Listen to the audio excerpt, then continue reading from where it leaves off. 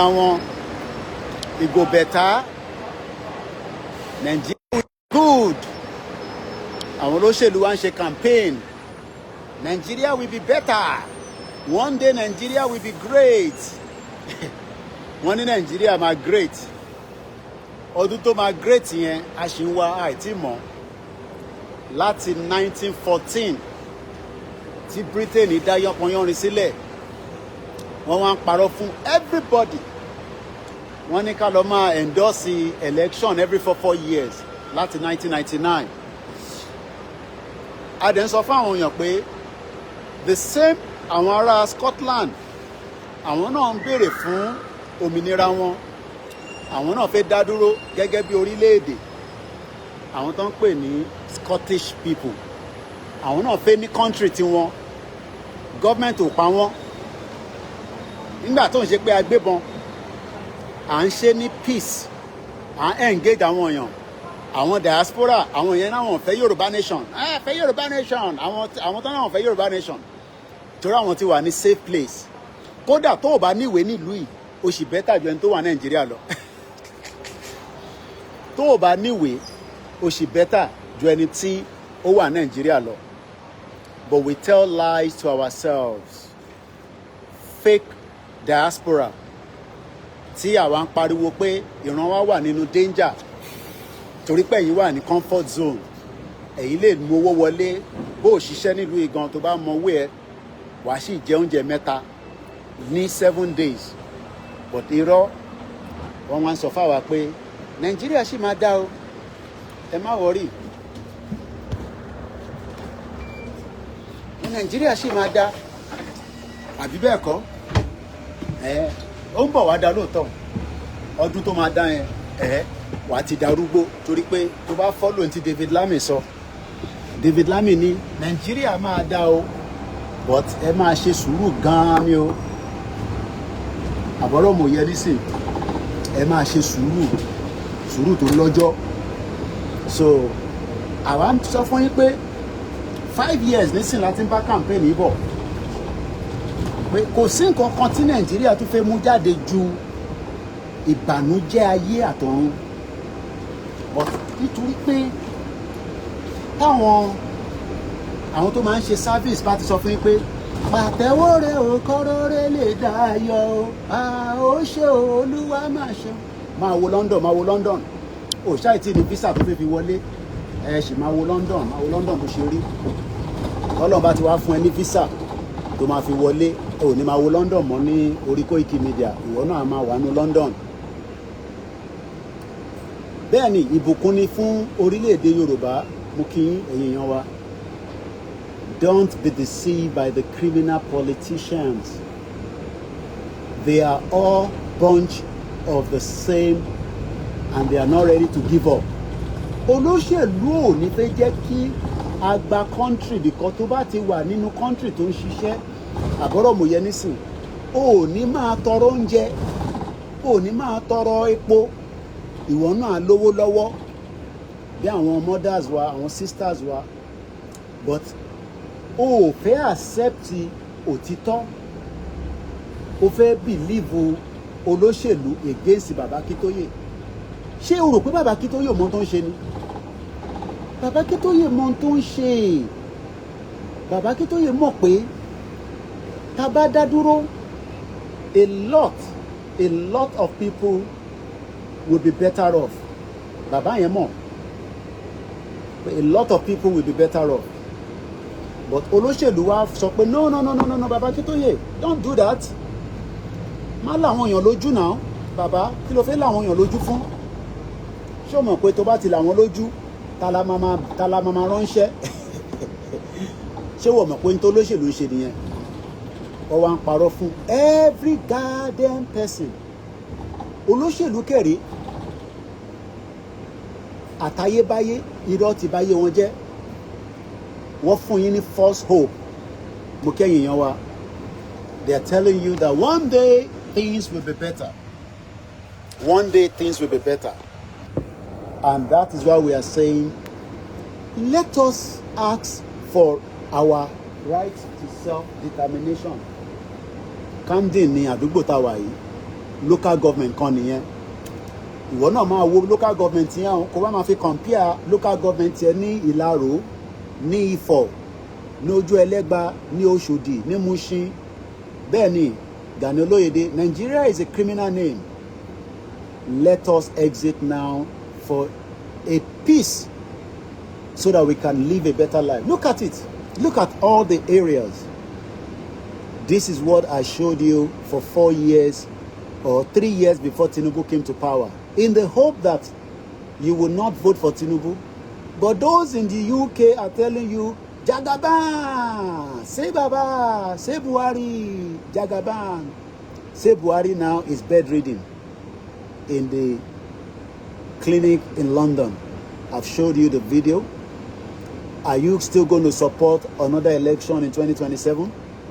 Or are you start going to campaign? Ṣé wọn náà máa bẹ̀rẹ̀ sí campaign? Ṣé gbogbo mọ́tò tó ń rí o ní owó tó pọ̀ láti fi rà tó bá níṣẹ́ tó dá lọ́wọ́ wàá gbé mọ́tò tó dá tó bá ti níṣẹ́. Ṣorí driver tó ń wá DHL yìí ó ní right láti gun Range Rover, kò ní láti lọ gé orí èèyàn láti lọ fi ṣògùn owó, because ó kàn máa lọ sọ fún wọn pé òun níṣẹ́ lọ́wọ́ o, wàá dẹ̀ wo pay slip ẹ̀ lóòótọ́ pé ó níṣẹ́, wàá dẹ̀ gbé mọ́tò fún a máa sanwó ní every month èyí tí wọ́n bá feel pé ó value láti gbé mọ́tò fún. Camden ló ń pe bíbáyìí tí Ṣeun Kútì bá wá nísìn ibi tó ti máa wá ń play òun ló ń pè ní kókó, torí kókó yẹn òun ló wà lókè yẹn.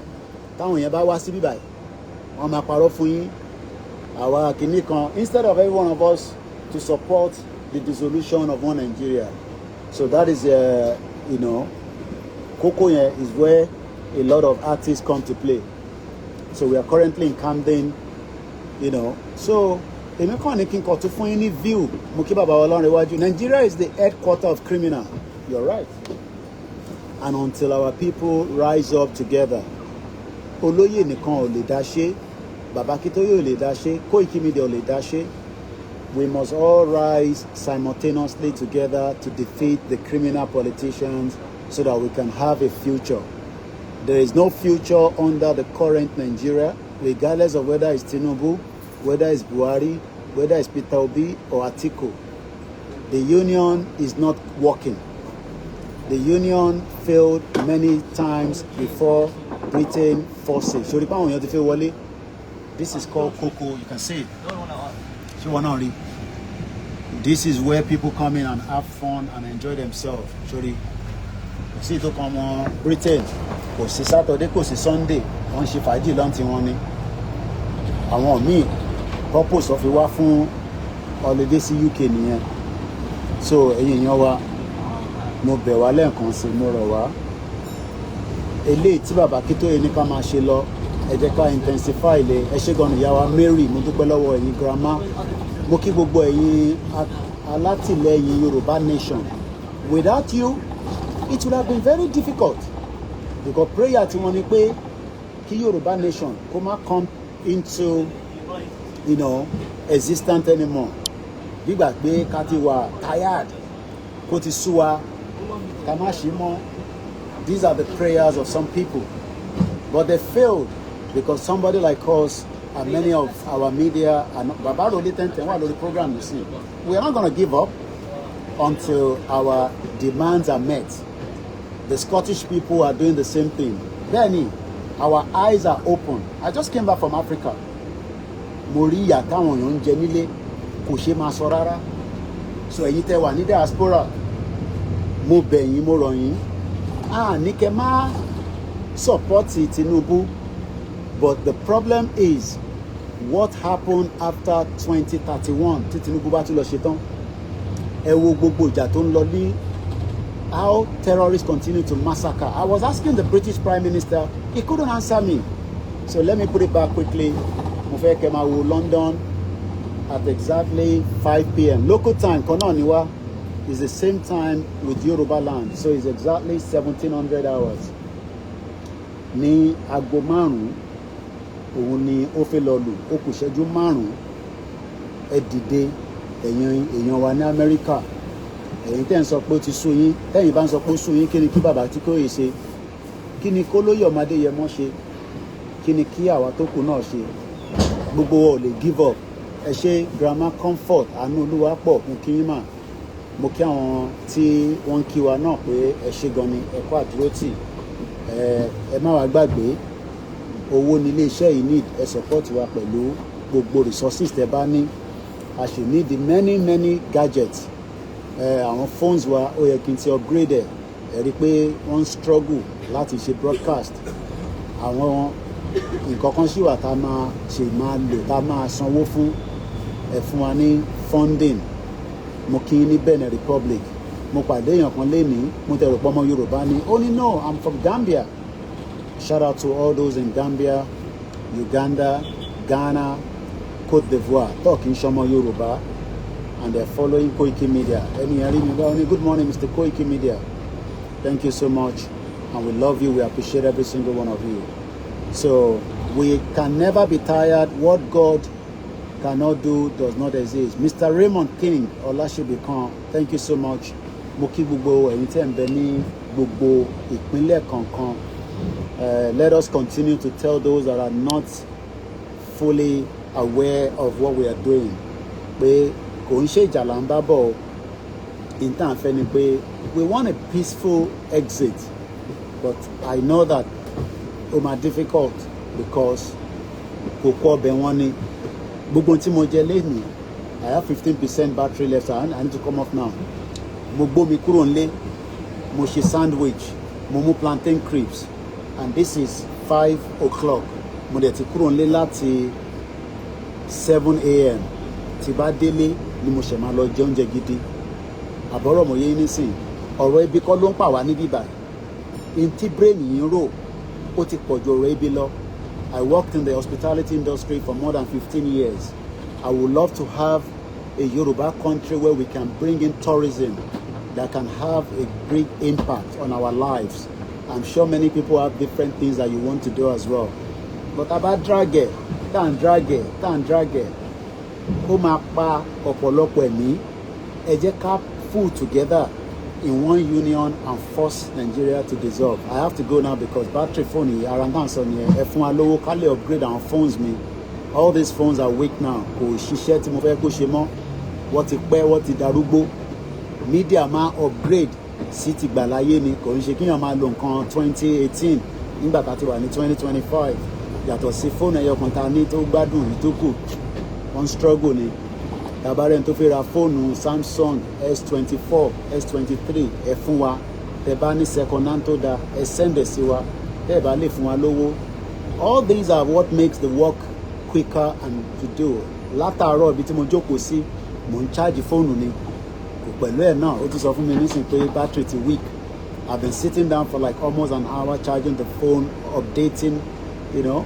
So media need owó. Tabaréyàn 100 tó bá fún wa ní 20 pounds. A sọ pé kẹ́ fún wa lówó lánàá èèyàn mẹ́ta péré ló send owó sí wa. It's okay. Ní jẹ́ kí yẹn kó sú wa. Àwọn ẹlòmíràn ló pé tàbá send owó sí kí àwọn tá máa send owó sí nílé ńkọ́. Media yìí ló fẹ́ gbé àwọn èèyàn dìde nílé. Àwọn èèyàn ti sùn gan so that ká lè dé gbogbo ibi tí ó yẹ ká dé. Àwọn nǹkan míì wà lè sọ lórí social media àwọn nǹkan tá a fẹ́ ṣe. A ti send ẹrù lọ́lé nísìnyí a máa ní ìdówó láti fi gbà. Luggage mẹ́ta ni mo send bí ṣe dé. Màá send picture later sórí social media. Ẹrù yẹn máa délé láìpẹ́ yìí. Owó la máa fi gbà. Nínú ẹ̀ gbogbo flag tó kù ní UK. Ẹ jọ̀ọ́ ẹni tó bá mú 25 meter flag wa tẹ́ gbé dání sọ́wọ́ kò make sense. I need the flag yìí. Ẹ rántí 25 meters yẹn méjì là ń wá. Àmọ́bi tí ọwọ́ ẹni tó tọ́jú ẹ̀ pamọ́ a lè ní ẹ jí. Kò sí nǹkan tẹ́lẹ̀ fi ṣe ẹ lè fi lọ gbowó ní GT Bank.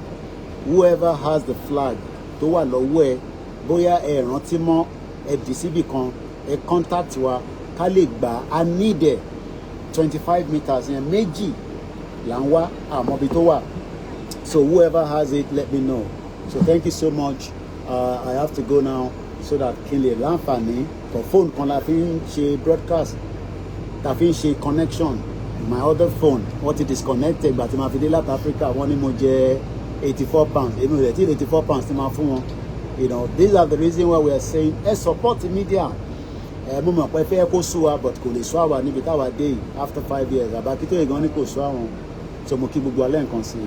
Adílẹ̀ lè rí o àníṣe lásán o. God bless you. God bless us. Má jẹ́ kẹ́ni tó wà láàbùrọ̀dù sọ fún ẹ pé Nàìjíríà máa dá o. Sọ fún ọ pé kó padà wálé. ó yẹ nísìnyí tó bá ti sọ bẹ́ẹ̀ so bó ṣe jẹ́ nìyẹn shout out.